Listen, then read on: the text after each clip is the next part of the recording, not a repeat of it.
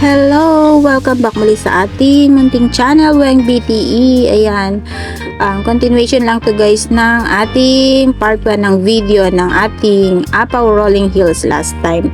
So yan, ayan sa ating background guys, nandyan pa rin yung fascinating na landscape ng mga bundok na to, napakaganda. So yun, anong oras na ngayon? Mga magsi 7 na ng morning at medyo nakasilip na rin yung araw. Pero hindi pa naman siya mainit. Ayan, malamig pa rin yung yung hangin, mapresko pa rin siya. Hindi mo ramdam yung init, sikat ng araw sa balat. Tapos, ayan, uuwi na tayo. Babalik na tayo dun sa starting point natin kanina. Babalik na ako dun sa mga kapatid ko kasi lalarga na para umuwi. Yun, sana nag-enjoy kayo sa shinare ko sa inyong video ng kabundukan na to. Hindi na lang kasi siya burol kasi matataas na bundok naman to. So nasa taas, tuktok lang po kami ng bundok ngayon, pero pag tinitignan mo kasi siya pag nandito ka sa taas, para siyang mga hills lang, mga burol lang. Pero actually matataas na bundok po siya. So yun, sana nag-enjoy kayo kasi ako po nag-enjoy. Ang ganda-ganda talaga ng nang makikita mo dito yung formation ng mga bundok. Para talaga siyang naka-landscape. Ayan, ang ganda ng pagkaka-design. Ayan, so pauwi na tayo. So yan, may napansin lang ako dito. Marami ng mga nagkalat na na mga basura, mga ginamit ng mga nagpupunta dito, yung mga pinag-inuman nila ng mga pet bottles ba, ng soft drinks, ganyan, ng water. So basta na lang nila hinagis dito sa mga tabi-tabi. Supposedly bit-bit pa rin dapat nila yan paglabas nila dito sa area na to kasi bawal mag-iwan ng basura. So pinipreserve kasi nila tong lugar na to, kaya mahigpit talaga na pinagbabawal na mag-iwan ng basura. Pero hindi naman kasi pare-parehas yung yung mindset ng tao. Alam nyo, meron yung mga sadyang mga matitigas ang ulo na basta-basta na lang nag-iiwan ng mga basura nila sa kung saan-saan. Yan. So yan, yung area na yon, doon kami galing sa baba na yon. Yan. So yun, mapapansin nyo siguro, nagdadadaldal ako dyan, salita ako ng salita, pero hindi recorded yung aking boses kasi may something wrong dun sa gadget na ginamit. Yan, konting kwento lang tungkol sa lugar na to. This is the municipality of Tineg in Abra, na etong area na to, etong bayan na to ay matatagpuan sa parang baga boundary na siya. Yung mga katabi niya is Ilocos Norte and Apayao na siya. So parang kumbaga nasa boundary area na siya ng Abra. Tapos etong ating pinapasyalan ngayon ay isa sa mga barangays ng Tineg, which is Barangay Apaw. So dito nila kinuha yung pangalan nitong lugar na to na Apaw Rolling Hills. Ayan. So yon, so Rolling Hills talaga yung tawag nila kasi tingnan mo naman parang gumugulong na bundok. Gumugulong ba na bundok yon? Kasi Rolling Hills, ayan. Pero ang ganda, di ba? Ayan, so yan, 48 years na akong nabubuhay sa mundo, pero ngayon lang ako nakarating sa area na to ng Abra. So dati kasi mahirap akyatin din tong bayan na to, kumbaga parang yung dadaanan mo kasi ay hindi naman siya maganda yung kalsada, maganda yung daan, may maayos na daan dati. Pero ngayon nga na pinopromote nila yung mga tourist spot dito sa area na to, kaya inayos nila yung mga kalsada. So sementado na siya from pamula dun sa baba hanggang dito paakyat sa taas. So under development pa rin yung ibang areas nito.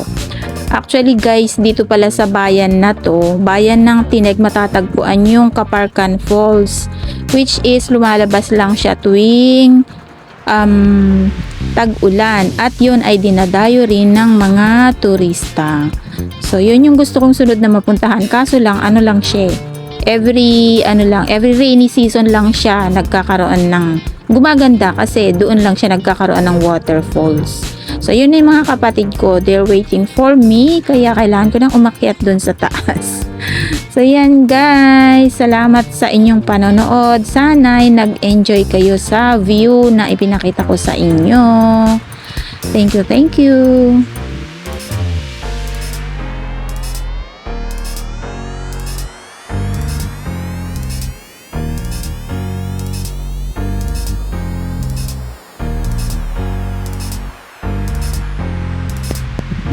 Yan, nakakahingal umakyat kasi pataas na naman yung dinaanan natin. Pero, pagdating mo dito sa taas, ayan, kita nyo naman, ang lakas na naman ng hangin. Hinahangin na naman ng husto yung buhok ko. Tapos, pero hindi mo ramdam yung, pagod mo pag umakyat ka dyan kasi, mapresko pa rin yung paligid, malakas pa rin yung hangin, yan.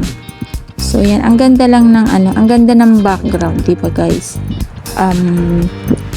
Hindi ko na kasi matanggal yung mukha ko kaya pagtiyagaan nyo na nandyan sa harapan ng landscape ng bundok na yan. Yan, sige bilisan na natin pag-akyat kasi tinatawag na nila ako. Hindi na sila makapag-antay. Ayan sila, ayan. Inaantay nila ako kasi may gagawin daw kami. So, pakita ko na lang sa inyo kung ano yung mga gagawin namin magkakapatid. Actually, mga kapatid ko yan.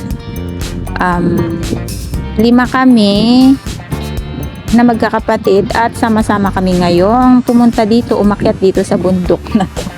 Kasama lang namin yung isang pamangkin ko. Ayan, yung aking mga sisters at yung aming nag-iisang brother. So yan yung mga kapatid ko guys. Pinapakilala ko sila sa inyo. Magse-selfie daw kami ng nakahiga dyan sa damo. Kasi ang sarap humiga dito sa damo na to. Naka-flat na kasi yung damo sa sa ground. Kaya akala mo Makati siya pero actually hindi naman pala kasi lalo na ako wala naman akong jacket.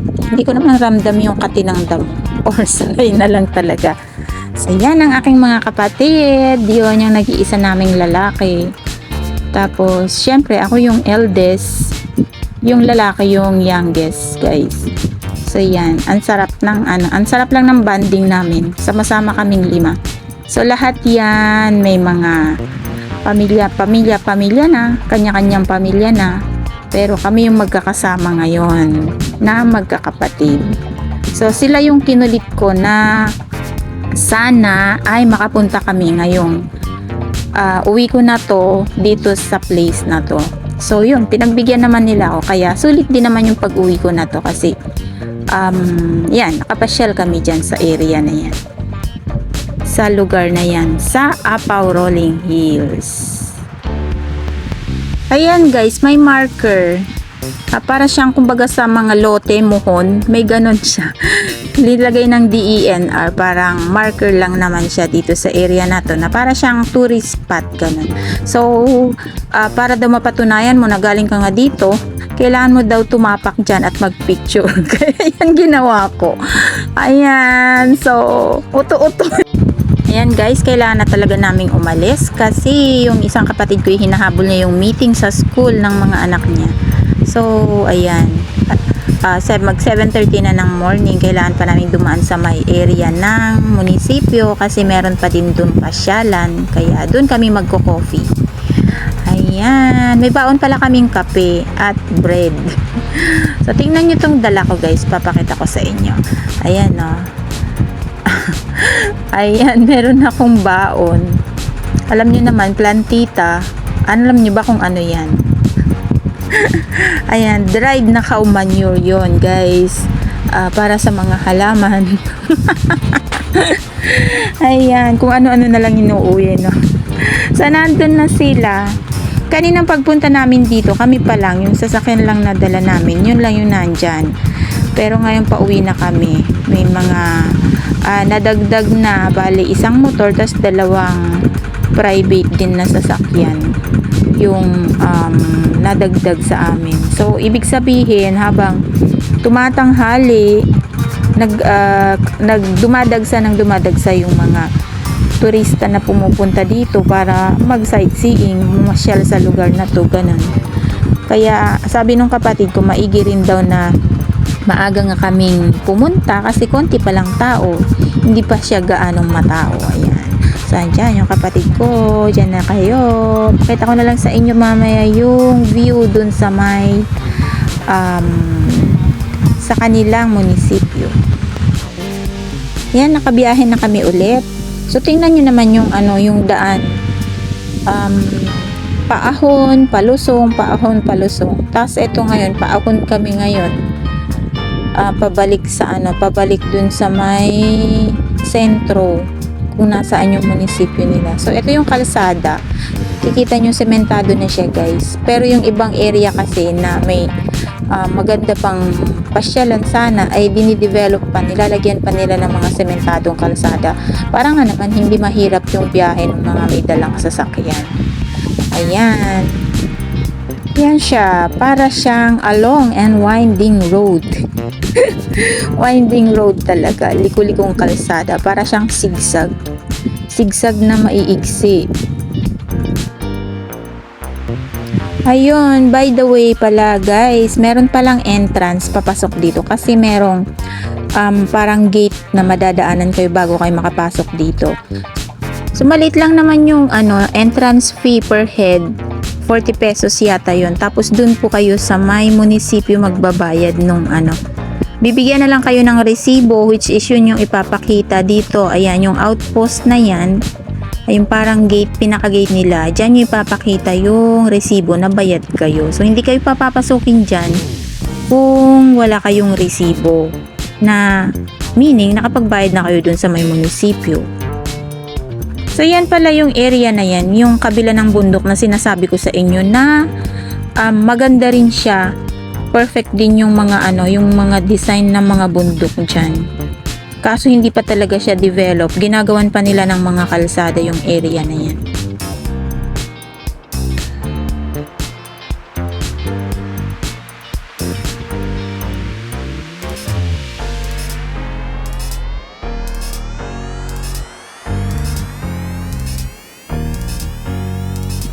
So along the way may papakita lang ako sa inyo guys. Napaka picturesque, kaya silinomo ko lang yung video para ma-enhance at ma-emphasize yung view na nakikita ko. Hindi ko lang alam kung pare-parehas tayo ng point of view, pero ang ganda, 'di ba? Tingnan nyo. Mali kasi kami ng ng pinasukang kalsada kasi sa dulo nitong kalsada na to close. So ang ginawa ng kapatid ko, umatras siya. Kasi wala ka namang malilikuan na dyan kaya ayan, umatras siya. Tapos habang umatras siya, nakukunan ko ng video yung area na yan, yung alam nyo, ang ganda niya. O tingnan nyo, hindi ko lang alam kung pare-parehas tayo ng ng tingin, pero sa akin kasi gandang-ganda ako dun sa ayun, alam nyo yun, yung lugar na yan, nandyan yung simbahan, yung may cross na yun. Tapos nandyan din yung parang castle na bahay nung isang politician. Pero ayaw kasi nilang pabidyohan ng malapitan yun. Kaya yung simbahan lang yung nakuhaan ko dyan. So yan, na-enhance lang siya ng konti yung yung gusto kong ipakita sa inyo. Kaya ko siya binagalan yung speed nung video. So yan.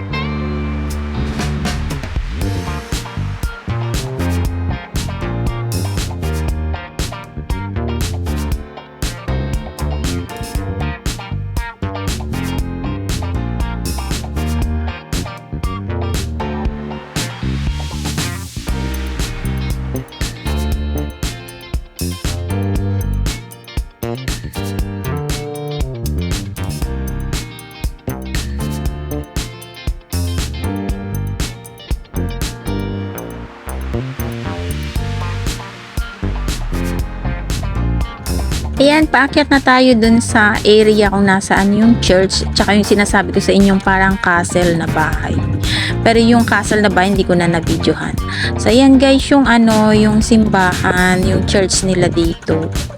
Nasa taas talaga siya ng bundok. Ang galing ng niya, ng location niya. So, ayan.